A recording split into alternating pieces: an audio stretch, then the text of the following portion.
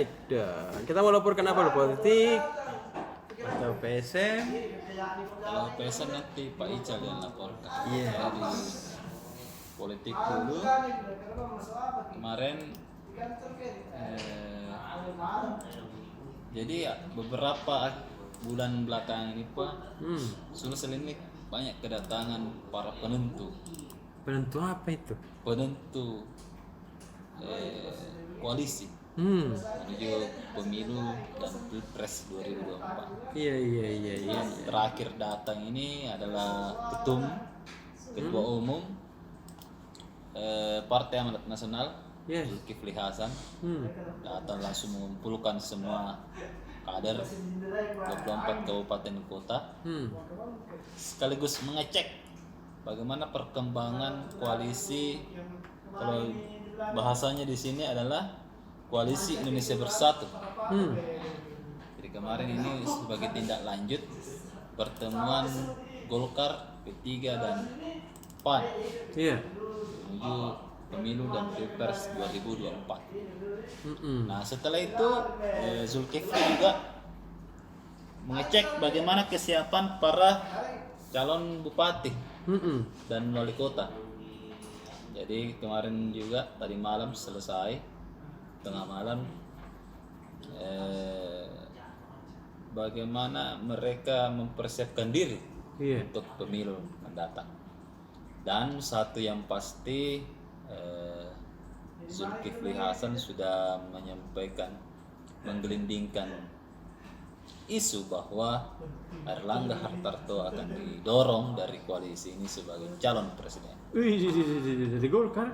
Dari ketua umum Golkar Iya. Airlangga Hartarto sekaligus menteri koordinator perekonomian didorong menjadi calon presiden. Alasannya sederhana, wajar karena Golkar adalah pemenang kedua pada pemilu 2019 lalu. Iya. Nah, selain itu Ketua PAN Ashabu Kahfi sudah mengumumkan beberapa calon bupati yang akan bertarung pada November 2024 mendatang. Yes. Atau ada sekitar 2 tahun 4 bulan menuju pilkada serentak.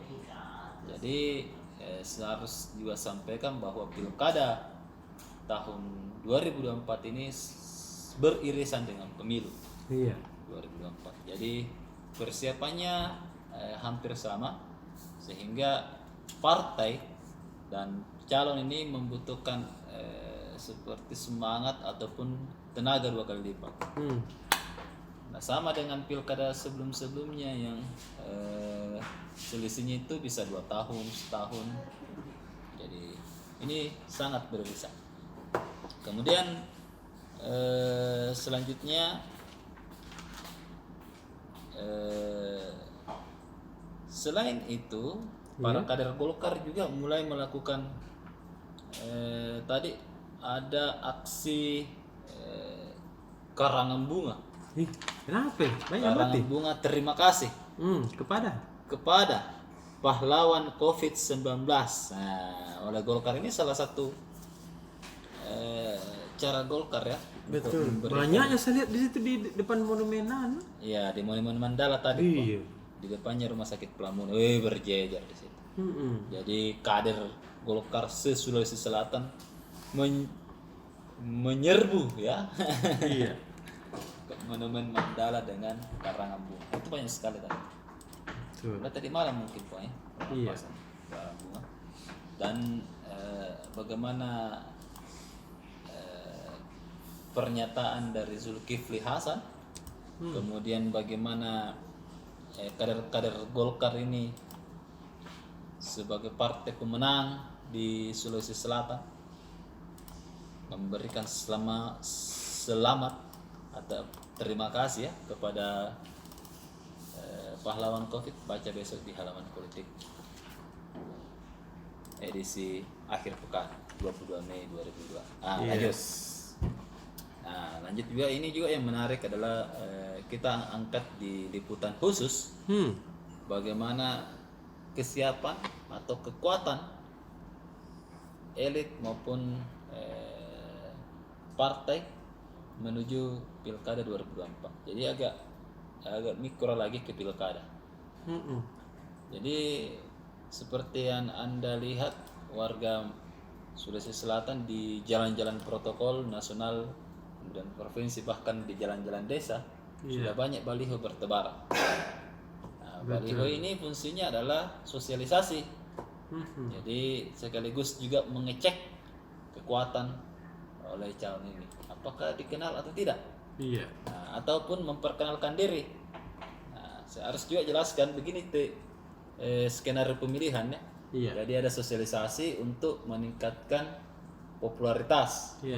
Nah, setelah popularitas terbentuk, anggaplah sampai di sekitar 90%, maka langkah yang kedua adalah meningkatkan akseptabilitas. Atau dalam bahasa statistiknya itu adalah keberterimaan. Apakah calon ini diterima oleh masyarakat? Nah, setelah diterima, anggaplah sampai di sekitaran 80%, maka mereka akan mengerjakan kerja-kerja elektoral. Nah, kerja-kerja elektoral ini adalah ketemu langsung, kemudian menawarkan program, menyerap aspirasi, kemudian memberikan feedback program dan lain-lain. Begitulah sebenarnya cara elit-elit ini untuk mendapatkan suara dari masyarakat. Jadi 3 langkah tadi. Popularitas, akseptabilitas, dan terakhir adalah elektabilitas. Nah, ketika dalam survei elektabilitasnya di atas 50%, maka bisa jadi para calon bupati atau wali kota ini akan memutuskan untuk maju. Nah, tahap untuk tahun ini 2 tahun 4 bulan sebelum pilkada adalah tahap sosialisasi atau meningkatkan popularitas. Nah, di sini akan semua kekuatan-kekuatan baru akan mulai muncul. Siapapun itu. Anda tidak pernah kenal, siapa ini tiba-tiba ada balihonya. Nah, itu adalah cara untuk meningkatkan terlebih dahulu popularitas. Jadi ketika popularitasnya di atas 70%, maka mereka akan masuk ke tahap-tahap sosialisasi ke bawah. Memperkenalkan diri. Saya ini namanya ini, anggaplah saya Hasim. Saya ingin maju sebagai wali kota Makassar. Diterima aja. Nah, kira-kira begitulah. Begitupun dengan tim-tim lain ya, yang akan turun untuk memperkenalkan diri. Diterima jadi kira-kira. Kalau ada resistensi atau menolak, apa bentuk penolakannya? Itu bisa disampaikan menjadi masukan untuk calon itu.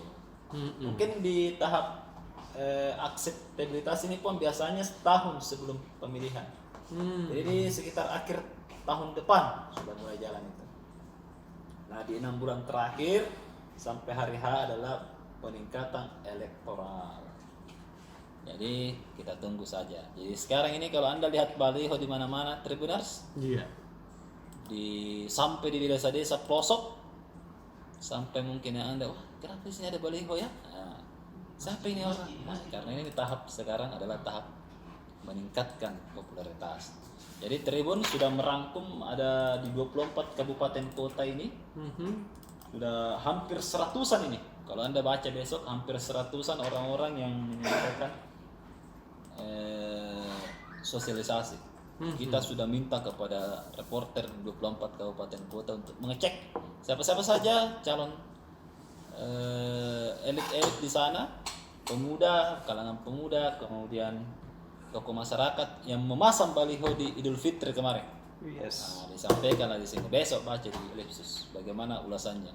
Jadi kita beri judul kekuatan baru mulai muncul. Nah, selanjutnya di ekonomi tadi Pak Solihin Yusuf Kalla menyampaikan atau bercerita di Jakarta Marketing Week 2022 terkait perjalanan Kalla Group hingga menginjak usia 70 tahun. Wah, 7 dekade Kalla Group sudah. Terima kasih sudah nonton. Jangan lupa like, subscribe, dan share ya.